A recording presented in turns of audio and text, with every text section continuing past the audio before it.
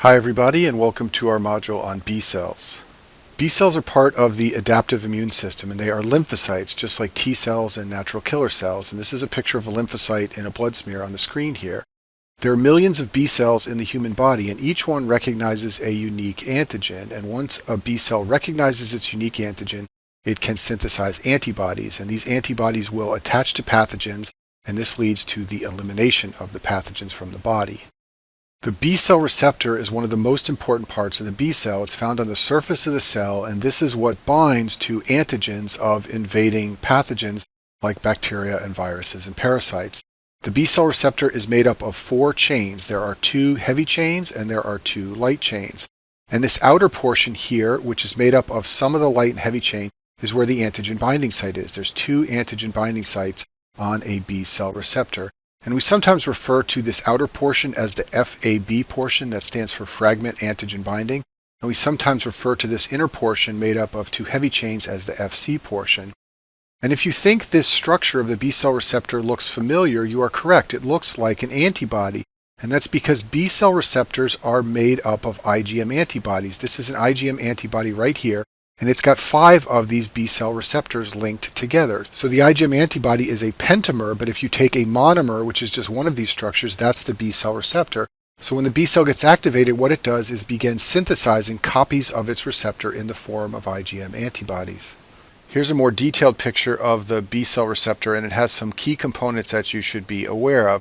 So both the heavy and light chains end in these purple regions called variable regions, and they're called variable regions for obvious reasons, because they vary from one B cell receptor to another, and this is the way we have so much diversity in our immune system and we can respond to such a diverse array of antigens. The light chains have 1 constant region, which I'm circling right here, and then the heavy chains have 3 constant regions, which I'm circling here, all shown in brown and yellow in this diagram. The variable regions end in nitrogen groups and the constant regions end in carboxy groups. And then there are several disulfide bridges that connect these structures together. There's a disulfide bridge right here that connects the heavy and light chains, and another one right here. And then there's a disulfide bridge in the middle that connects the 2 heavy chains. And then finally, it's very high yield to know that this second constant region of the heavy chains, which I've noted CH2 here, is where complement binds when antibodies fix complement.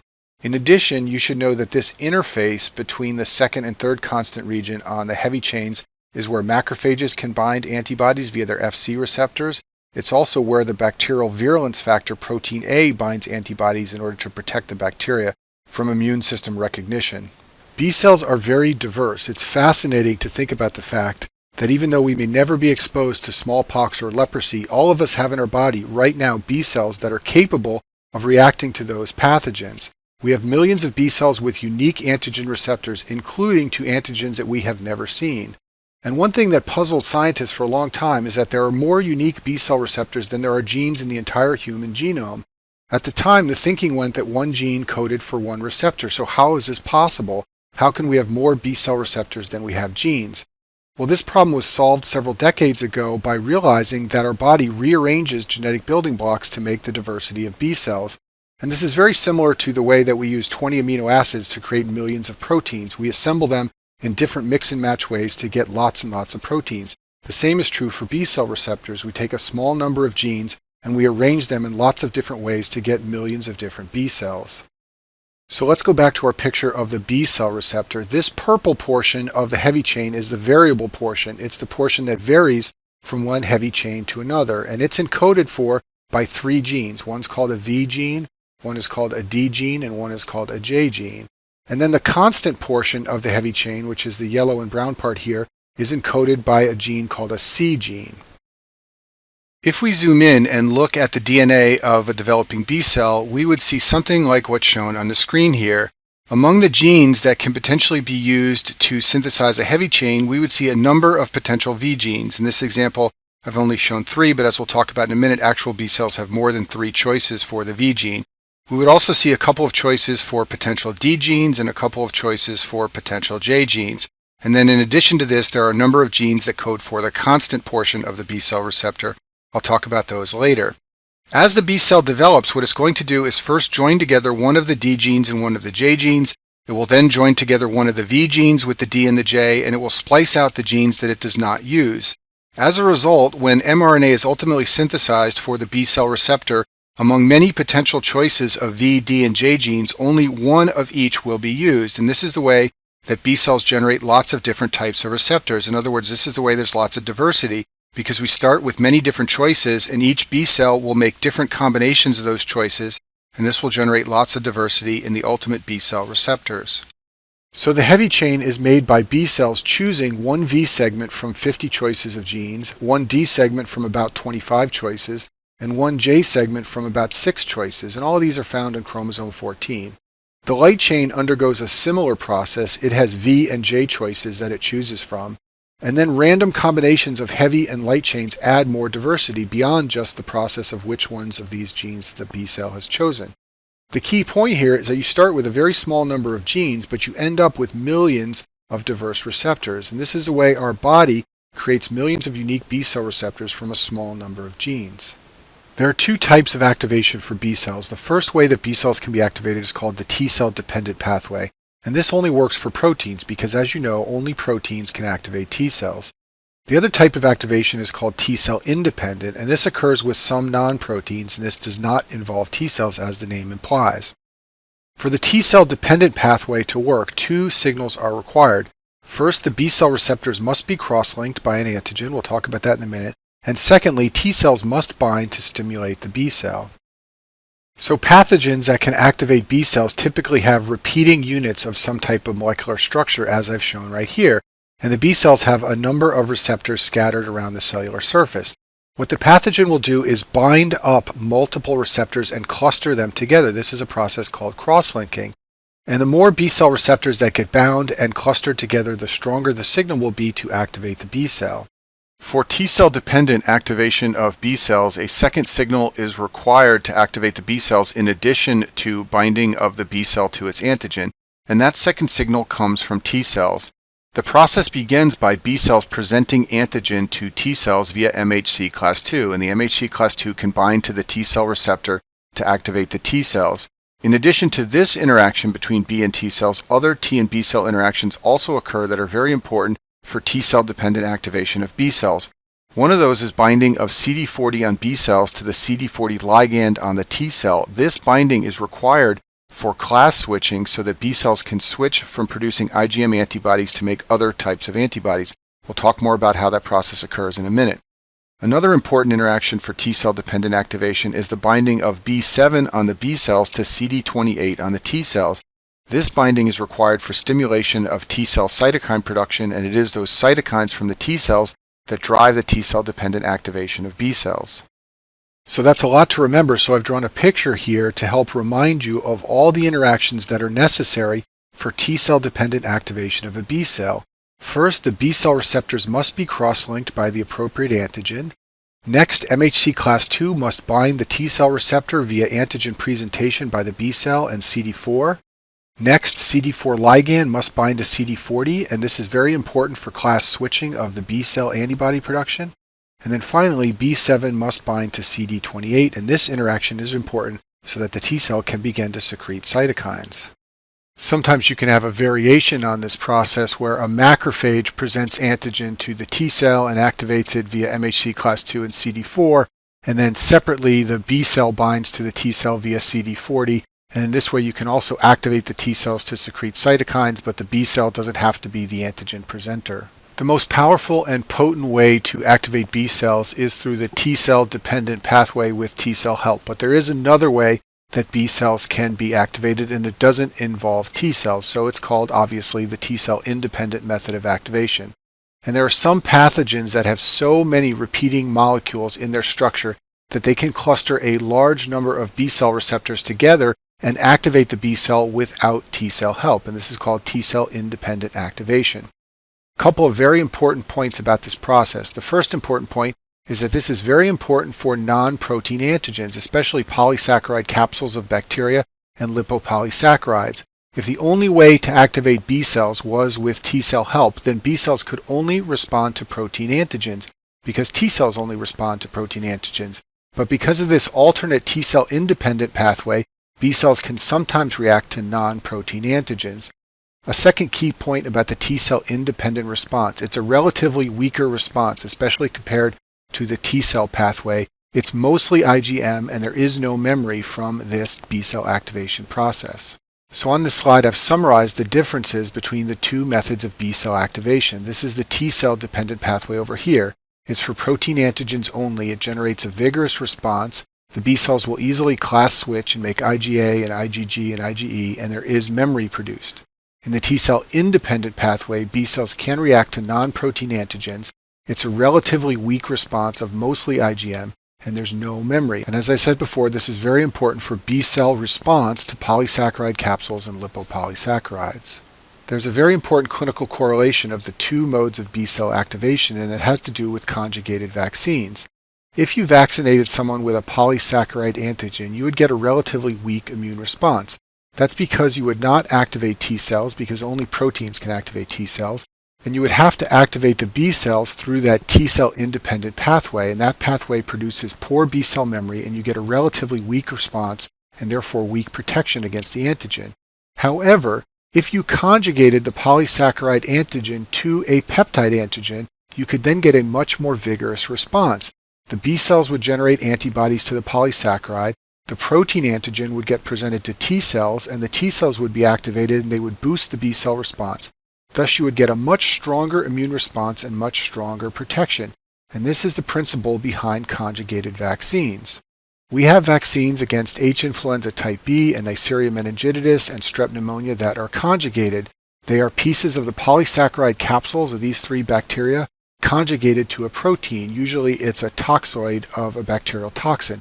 And the conjugated vaccine produces a much more vigorous response than the polysaccharide capsule components would alone.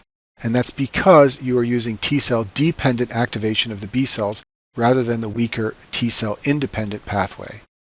Now let's talk about the surface proteins you find on B cells. It's important that you know these, especially for step 1s. The first group are proteins that are important for binding with T cells, and we've already talked about all these. You can find CD40, which binds with CD40 ligand on the T cell.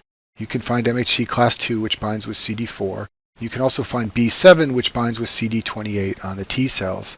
Some other important surface markers are CD19 and CD20 and CD21, and these are all close to the number 20. That's how I remember them. You can find CD19 on all B cells. You can find CD20 on most B cells, although not on plasma cells. And then finally, CD21 is a receptor for the complement pathway. B cells can bind to complement proteins to bind more effectively to antigens. It's also very important because CD21 is the receptor that the Epstein-Barr virus uses to gain entry into B cells. Now let's talk about the antibodies. So the goal of the activated B cell is to convert into what we call a plasma cell, which is a B cell that secretes antibodies into the plasma and the tissues. And there are several different types of antibodies that B cells can make. The first type are the monomers that look like this shape right here. So IgD, IgE, and IgG are all monomers. The other type that the B cell can make is a dimer. This is what IgA looks like. And then the final type is a pentamer, which is IgM. And all of them have copies, one or more copies, of this B cell receptor right here. And you should remember that the antibody class is determined by the Fc portion of the antibody. This is the Fc portion right here. If it's by itself, it's a monomer. If it's connected to another one, it's a dimer and it's IgA. And then if 5 of them are strung together, it's a pentamer and it's IgM. But it's always this Fc portion that determines what class of antibody you're dealing with. There are 3 functions that antibodies perform that are helpful in eliminating pathogens from the body. The first function is opsonization. This is attracting other white blood cells which will kill the pathogen. So antibodies mark pathogens for phagocytosis. The second function is neutralization. Antibodies can block adherence to structures of pathogens. So for example, if those large IgM pentamers coat a virus, then the virus can't adhere to structures and get inside of cells. And then the third function is that they can activate complement. The classical pathway of complement activation is via antibodies, and I talk about this in more detail in the module on complement. Some bacteria have an important virulence factor that protects them from antibodies, and this is called protein A. It's especially important for Staph aureus. You can just remember the A is for Staph aureus. Protein A is part of the peptidoglycan cell wall of Staph, and it binds the Fc portion of IgG antibodies. So if you have a bacteria here that is Staph aureus, what IgG antibodies will normally do is come in and bind to the surface, and they will adhere like this. And this portion out here, which is called the Fc portion, can attract macrophages and other phagocytes. What Staph aureus will do via protein A is use protein A to bind the Fc portion. It will turn the antibody upside down. Now the Fc portion right here, which normally would attract phagocytes, is hidden from the phagocytes that may be floating around near the Staph aureus, and thus it's protected from the antibody. The antibody cannot opsonize Staph aureus for phagocytosis by macrophages and other cells. So I've summarized this for you here. It prevents macrophage opsonization for phagocytosis. In addition, that Fc portion of the antibody IgG is important for complement activation, and complement activation also won't occur when protein A binds to the antibody. Class switching is the process by which activated B cells change the type of antibody that they produce. And it's very important that you know that activated B cells initially produce IgM only. They also make a small amount of IgD, but the significance of IgD is not clear, so we don't really focus on it very much. However, as the B cell matures and proliferates, it can switch classes. Gene rearrangements will produce IgG, IgA, or IgE instead of the initially produced IgM. You should note that this results in no change in antibody specificity. When you change class, you only change the Fc portion of the antibody. The antigen binding portion remains the same. And the triggers that tell a B cell to class switch are the locally produced cytokines. So for example, IL-4 and IL-5 from the Th2 response can trigger the B cell to switch classes. In addition, when the T cell binds to the B cell in T cell dependent activation, the CD40-CD40 ligand interaction triggers class switching as well. So let's go back to our slide on VDJ rearrangement. This is the slide where I discussed how B cells synthesize the heavy chain by choosing from one of several possibilities for the V gene, the D gene, and the J gene. Well, right after these variable regions on the chromosome come the constant regions, and they are denoted C sub M, C sub D, C gamma, C alpha, and C epsilon. Well, the first two regions, CM and CD, code for IgM and IgD, and that's why IgM is always synthesized first, because the constant portion for IgM comes right after the variable regions.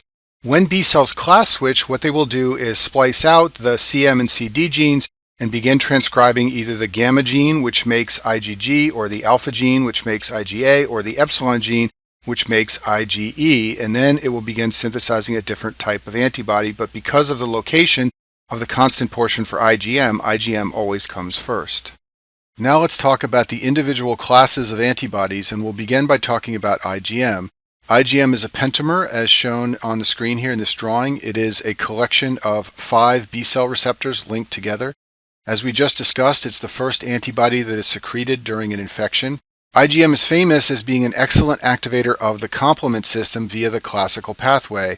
I talk about the complement system in another video, but by way of review, for the classical pathway to activate, 2 complement proteins C1 must link together. Well, C1 binds to the Fc portion of B cell receptors, and you can see that there are lots of Fc portions very close to one another within a molecule of IgM. This makes it very easy for 2 C1 proteins to get next to each other and for the classical pathway to activate. IgM has 10 binding sites. This is the most of any antibody. This is a binding site here. This is another one here. There are 10 of them in each molecule of IgM. For this reason, IgM is said to have the greatest avidity of all antibody classes. Avidity is the total amount of antigen that an antibody class can bind, and IgM can bind the most. Now, just to clear up a point of confusion here, a separate term from avidity is the term affinity. Affinity is the strength of an individual binding between an antibody receptor site and an antigen. So the strength of this binding to one site is called the affinity of an antibody for an antigen. Many other classes than IgM often have greater affinity for binding antigen, but they do not have greater avidity because they don't have as many binding sites. IgM often prevents the attachment of pathogens. That's how it works. It's a big molecule, so you can imagine that if it attaches to a bacteria, for example, it will get in the way of that pathogen's ability to attach to surfaces within our body. IgM is a relatively weak opsonin. That's because many other elements of the immune system have Fc receptors, which bind to the Fc portion shown here on the antibody. Well, all the Fc portions in IgM are clustered together in the middle and not exposed. Therefore, they often do not bind Fc receptors in other immune system elements, and therefore IgM is a relatively weak opsonin. It can, however, opsonize to some degree because it can activate complement, as we just discussed, and the complement pathway can generate C3b, which is an opsonin, so there is some opsonizing ability of IgM. And then finally, because it's a large pentamer, it cannot cross the placenta. This means that IgM cannot confer antibody benefits to the fetus from the mother. IgG is a monomer. This is a picture of IgG right here. It's not a pentamer like IgM. It has two antigen binding sites. It's called a divalent antibody for that reason. There are 4 subclasses of IgG called IgG 1 through 4. And this is the most important antibody in a secondary response. When you've been exposed to a bacteria or a virus and you develop memory B cells and then you are re-exposed, the secondary response is rich in IgG antibodies as opposed to the primary response. This is the only antibody that crosses the placenta, and therefore it's the most abundant antibody in newborns. Its greatest feature is that it's an excellent opsonant, especially IgG1 and IgG3. Macrophages can bind to this Fc portion right here very well, and this helps them to identify and consume bacteria. It's the longest lived and most durable of all the antibody types. It can survive for several weeks in the body, and it's the most abundant class you will find in the plasma. Most of the antibodies in your plasma are IgG. IgG is very important for encapsulated bacteria. As you may know, the capsule of some bacteria allows them to resist phagocytosis by macrophages and neutrophils. However, once they're coated with IgG, the IgG molecule serves as an opsonant to draw in the macrophages and neutrophils, and this leads to phagocytosis. And this is a very important way by which you clear encapsulated bacteria from your body. IgA is the main antibody of mucosal surfaces and mucosal secretion, so you will find it in the GI tract, in the respiratory tract. You can also find it in saliva and tears. It's a monomer in the plasma, but then it crosses epithelial cells by a process called transcytosis and gets transported through the cells.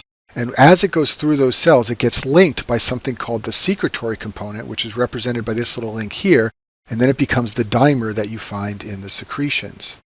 Because it's linked by the secretory component, it does not fix complement. However, it's excellent at coating mucosal pathogens. This makes it the ideal antibody for mucosal surfaces. It will coat the pathogens so they cannot invade. The pathogens will get swept away with mucosal secretions, and because it doesn't fix complement, there's no inflammation and therefore no destruction of the mucosal layer. It's for this reason that it's secreted into mother's milk so that the baby will consume this and get lots of IgA in its GI tract to protect it from pathogens as a newborn. This is another picture of an IgA molecule. It has a joining segment, and then it has this long snake-like secretory component which is synthesized by epithelial cells, and it needs the secretory component attached to it in order to be secreted across the mucosa. There are some bacteria that have a virulence factor called IgA protease. This is an enzyme that cleaves IgA secretory component and makes the antibody less effective. It allows the bacteria to colonize mucosal surfaces, and this is an important virulence factor for strep pneumonia and H. influenza, and also both types of Neisseria. The last antibody we'll talk about is IgE. The purpose of IgE is to bind to mast cells and eosinophils. It's designed for defense against parasites. If you think about a very large helminth or worm, this is way too big for phagocytosis by a macrophage, so IgE will bind, and as a result of the binding, mast cells or eosinophils will degranulate their contents onto the parasite to try and kill it. There's a low concentration of IgE in the plasma, and it does not activate complement. And its major medical importance, especially in Western societies, is in allergic reactions. Most people aren't exposed to many helminths or parasites, but many people have allergic reactions, and IgE is important for mediating seasonal allergies and anaphylactic shock, and I talk about this in more detail in the module on hypersensitivity reactions. Here's an illustration of 2 common ways that IgE is involved in immune responses. The first has to do with mast cells. So mast cells will bind IgE antibodies on their surface. They will bind the Fc portion, and the FAB portion will be sticking out. And then a parasite, or more commonly an allergen, will cross-link these antibodies together, and then the mast cell will degranulate into the tissues. In the case of eosinophils, Ig antibodies will bind to a helminth. This purple line is meant to represent a helminth. And then the eosinophil will bind to the Ig antibodies, and then it will release its contents to try and kill the helminth. And this is an example of the process of antibody-dependent cellular cytotoxicity. Let's talk about a very important mechanism by which B cells hone their effectiveness in eliminating pathogens, and this is called somatic hypermutation. This is a late event. It's a process that B cells undergo during inflammation and infection, often after they have already class switched. There are certain portions of the V, D, and J genes that I described before which have a very high mutation rate. And B cells must be re-stimulated for ongoing proliferation. So what is going to happen is, as the B cell proliferates during an infection, mutations will occur in the V, D, and J gene. Only the strongest binding B cell receptors will lead to the most proliferation. The result is that over time you get stronger and stronger binding of the B cell receptors and the antibodies. This is a process called affinity maturation. The receptors mutate and you get stronger antigen binding over time. If that's confusing to you, here's a picture to help you understand. So imagine that you have a B cell and it is proliferating during an infection. It will have small mutations occur in those V, D, and J genes. Some of those mutations will result in a new receptor that is relatively weak binding. Others will also result in a mutation that is relatively weak binding. But some of those mutations will result in a slightly different receptor that has stronger binding. The stronger the binding, the more proliferation you get. So this B cell in the middle with the strongest binding will proliferate the most, and then the process will repeat itself. So as a result of somatic hypermutation, as the B cell proliferates during infection, you get stronger and stronger binding of the B cell receptor and the antibodies.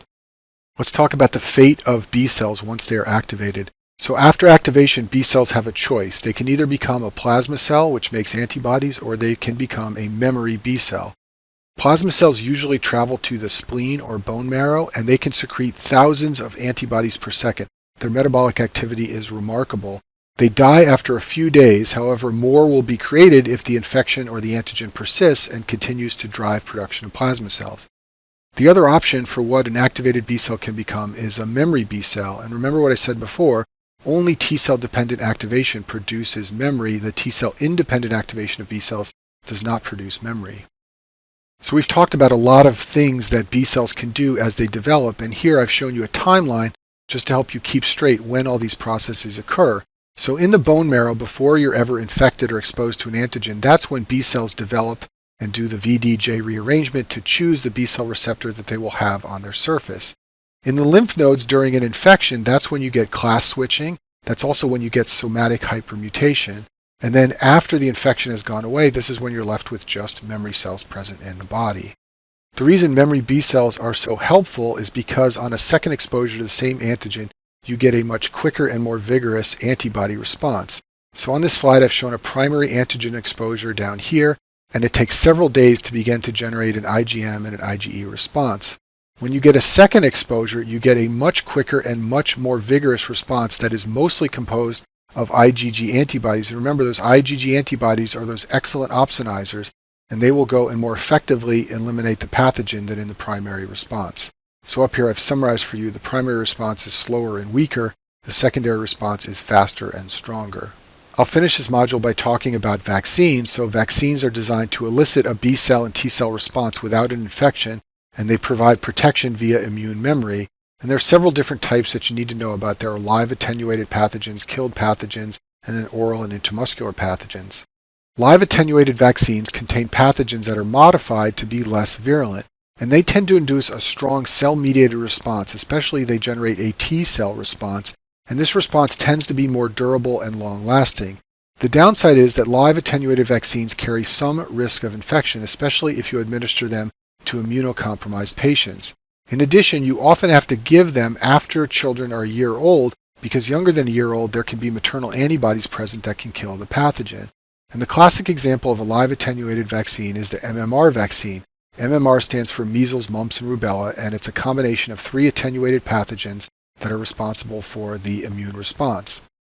Killed vaccines have a pathogen that's been killed, but the antigens remain intact, and these tend to elicit a strong humoral response, especially in terms of antibodies. Unfortunately, it's a weaker immune response than the live attenuated vaccines, but the upside is there is no risk of infection because the pathogen has been killed. If you give a vaccine orally, you will stimulate the GI mucosal immune system, and this will generate a largely IgA response. And this is useful for pathogens that get into the body through the GI tract. So for example, there are oral polio and rotavirus vaccines, and this makes sense because you stimulate lots of IgA antibodies in the GI tract, and as a result, these bugs can never get into the body. If you give a vaccine intramuscularly, you will stimulate a tissue response. This tends to be largely IgG. All the types of vaccination I've been talking about up to now are examples of active immunization. And it's called active because you require the patient's body to actively generate an immune response. There is another type of less common immunization called passive immunization. This is where you directly administer antibodies to the patient. This will provide only short-term protection for a few weeks. There's no memory or long-term protection, and it's only used for dangerous imminent infections. So for example, If you think a patient may have rabies or tetanus, these are very dangerous diseases, so you will administer antibodies against either the tetanus toxin or the rabies virus to try and neutralize things before the patient gets sick. Passive immunization is also the way that the mother helps out the fetus. There are maternal antibodies passed on to the fetus, and this is an example of passive immunization of the baby. And sometimes passive and active immunization are done simultaneously. So for example, if you think a patient might have been bit by a rabid animal, you will administer rabies immune globulin to try and neutralize any virus that might be inside the body. You'll also give the person rabies vaccine to generate memory and long-lasting infection. And that concludes our module on B cells.